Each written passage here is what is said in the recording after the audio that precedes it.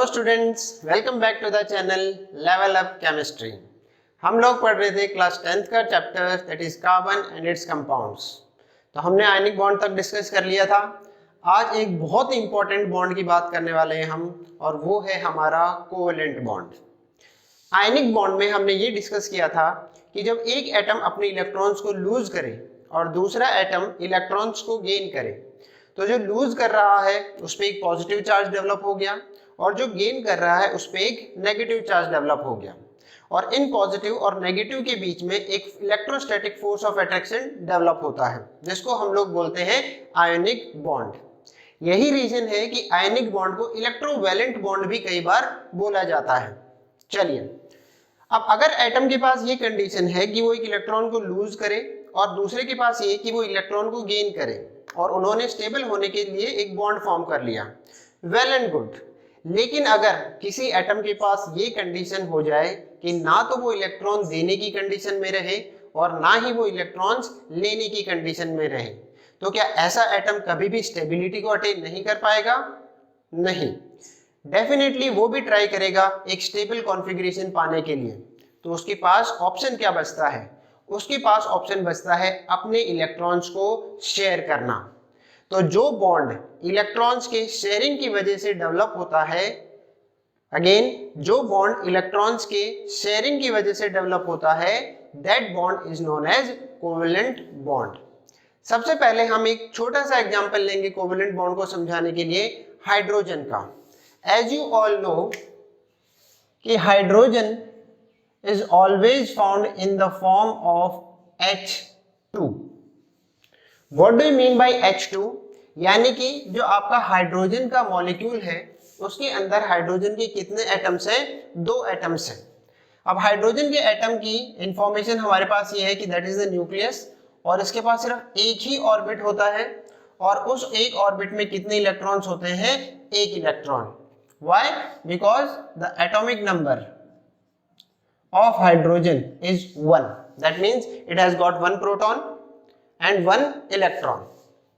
अब एक दूसरा हाइड्रोजन एटम आया, उसके पास भी यही कंडीशन है कि उसके पास कितने इलेक्ट्रॉन्स हैं? एक इलेक्ट्रॉन्स है। अब इसका जो फर्स्ट ऑर्बिट है उसको स्टेबल होने के लिए कितने इलेक्ट्रॉन्स की जरूरत है? 2 इलेक्ट्रॉन्स की। याद है 2n² का रूल?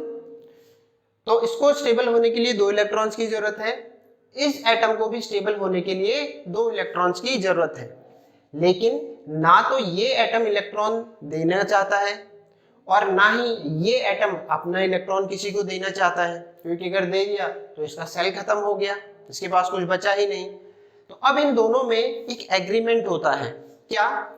ये हाइड्रोजन कहता है कि तू अपना एक इलेक्ट्रॉन मेरे साथ शेयर कर, और ये एटम कहता है कि तू अपना एक इलेक्ट्रॉन मेरे साथ शेयर कर। तो जब शेयरिंग ऑफ इलेक्ट्रॉन्स होगी तो इनकी कंडीशन कैसे होगी? ये एटम्स एक दूसरे को करेंगे ओवरलैप।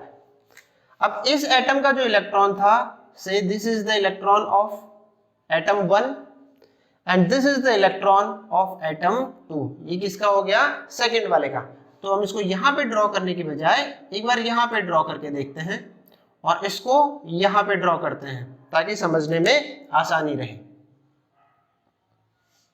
क्लियर?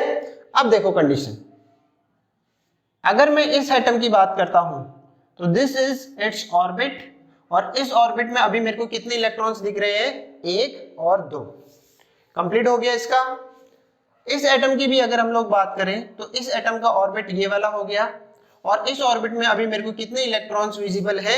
2 इलेक्ट्रॉन्स। यानी कि इन्होंने अपने इलेक्ट्रॉन्स कुछ इस तरह से शेयर किए कि दोनों एटम्स का जो फर्स्ट ऑर्बिट है वो एक स्टेबल कॉन्फ़िगरेशन में पहुंच चुका है। तो यहाँ पे एक फोर्स ऑफ अट्रैक्शन डेवलप हुआ इन दोनों के बीच में, and that particular force of attraction is known as covalent bond.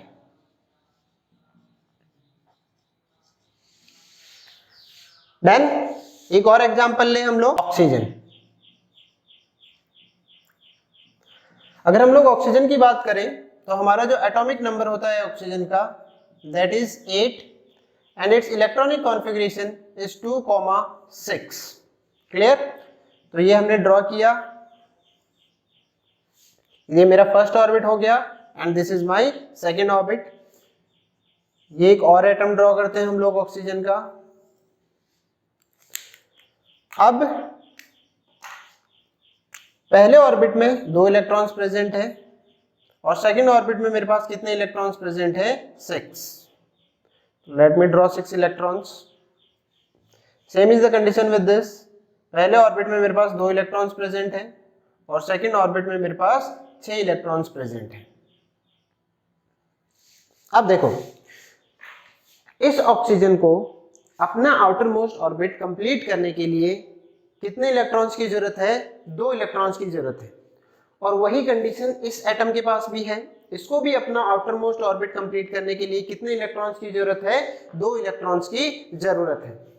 और अभी ये मान के चलो कि इनके आसपास ऐसा कोई भी एटम नहीं है जो इनको अपने इलेक्ट्रॉन्स को क्या कर सके? डोनेट कर सके, यानी इनको दे दे। ठीक है, तो अब इनके पास क्या कंडीशन बची? इन दोनों को ही कुछ मिल बैठ के डिसाइड करना पड़ेगा कि कैसे हम अपनी इलेक्ट्रॉनिक कॉन्फ़िगरेशन को एक स्टेबल इलेक्ट्रॉनिक कॉन्फ़िगरेशन में कन्वर्ट कर सकते हैं। तो इनके बीच में एग्रीमेंट हुआ कि ये 2 इलेक्ट्रॉन्स इस ऑक्सीजन एटम के साथ शेयर होंगे और ये जो 2 इलेक्ट्रॉन्स है ये एटम अपना इस एटम के साथ शेयर करेगा।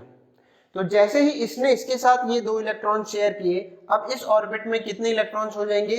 8 इलेक्ट्रॉन्स, क्योंकि 6 इसके पास खुद है और 2 इलेक्ट्रॉन्स इसने शेयर कर दिए। तो इसके पास आउटर मोस्ट ऑर्बिट में कितने हो गए? 8 electrons. Same is the condition with this atom. इसके पास 6 इलेक्ट्रॉन्स तो थे और 2 एटम्स, ये 2 इलेक्ट्रॉन्स ये एटम कह रहा है कि मैं शेयर कर रहा हूं आपके साथ। तो अब इस एटम के पास भी आउटर मोस्ट ऑर्बिट में कितने इलेक्ट्रॉन्स हो गए? 8 इलेक्ट्रॉन्स कंप्लीट हो गए।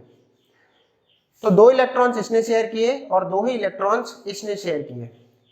अगर मैं एक इलेक्ट्रॉन की बात करूं, that is known as 1 pair of electrons, तो यहाँ पे टोटल इलेक्ट्रॉन्स जो शेयर हो रहे हैं इन 2 एटम्स के बीच में कितने पेयर हो गए? मेरे पास 2 पेयर हो गए। और हमने हाइड्रोजन के एग्जांपल में ये कहा कि 1 pair of electrons represent a single bond. तो यहाँ पे 1 और 2 पेयर ऑफ इलेक्ट्रॉन शेयर हो रहे हैं, तो this gives rise to a double covalent bond.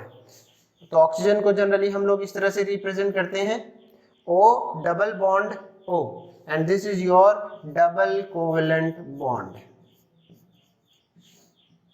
Clear है ऑक्सीजन का एग्जांपल? एक नाइट्रोजन का भी ले लेते हैं।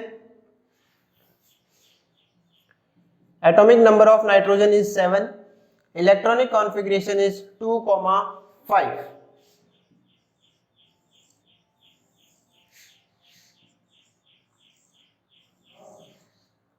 इनर मोस्ट ऑर्बिट को आपको बार बार ड्रॉ करने की जरूरत नहीं है, तो हम भी नहीं करते हैं। हमने यहाँ पे कितने इलेक्ट्रॉन्स दिखा दिए? 5 इलेक्ट्रॉन्स दिखा दिए। यहाँ पे भी मैंने कितने इलेक्ट्रॉन्स दिखा दिए? 5 इलेक्ट्रॉन्स दिखा दिए। अच्छा, इनको मैंने पास पास और इनको दूर दूर क्यों दिखाया? क्योंकि मुझे यहाँ पे बॉन्ड्स फॉर्म करने हैं एंड आई ऑलरेडी नो कि यहाँ पे 3 इलेक्ट्रॉन्स शेयर होंगे, तो उसको बेटर रिप्रेजेंट करने के लिए मैंने इन इलेक्ट्रॉन्स को थोड़ा पास पास दिखा दिया। 5 इलेक्ट्रॉन्स है, 3 इलेक्ट्रॉन्स चाहिए इस एटम को। इस एटम को भी कितने इलेक्ट्रॉन्स चाहिए? 3 इलेक्ट्रॉन्स चाहिए। आसपास अगेन कोई नहीं है। कंडीशन इन दोनों को बैठ के ही डिसाइड करनी पड़ेगी कि हम लोग क्या करें। तो डिसाइड यही हुआ कि ये एटम अपने इन 3 इलेक्ट्रॉन्स को इसके साथ शेयर करेगा और ये एटम अपने इन 3 इलेक्ट्रॉन्स को इस एटम के साथ शेयर करेगा।